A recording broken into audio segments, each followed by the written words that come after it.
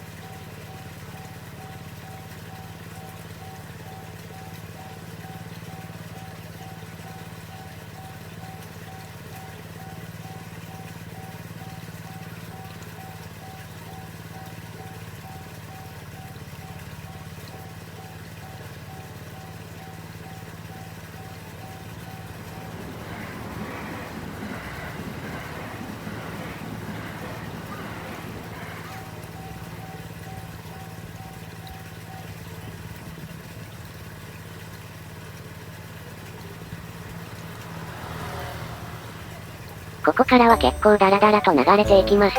ちなみに匂いですが、皆様の想像通りすごい匂いでした。なんといってもあれだけ溜まっていましたからね。それは熟成されたスメルでしたよ。いかに訓練された私といえど、あまりに芳醇な香りにクラクラしてしまいました。あとあれだけ溜まっていたので、かなり広範囲に匂いが上がっていました。今回の現場は住宅街にあったので、周りに住まわれている方々はびっくりされたでしょうね。ちなみに作業現場の前を帰宅途中の男子学生が通ったのですが、かなり大きな声で、草って言っていました。もはや言うというよりは叫ぶですかね。それなりに距離は離れていたんですけど、周期を感じたようですね。まあそれだけ匂いが上がったってことですね。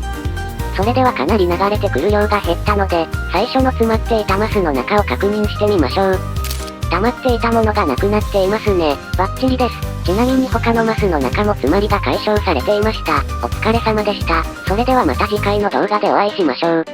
配線管には謎の詰まりでも高圧洗浄機がやってくる水しぶき舞い踊る瓶の中で高圧のリデンプション流れ始める高圧洗浄機フローのリデンプション高圧洗浄機フローのリデンプション高圧洗浄機フローのリデンプションノズル踊るスプレー泡立つ中で冒険が広がる高圧のパワーで解き放つフローのリデンプション流れ始める高圧洗浄機フローのリデンプション高圧洗浄機フローのリデンプション高圧洗浄機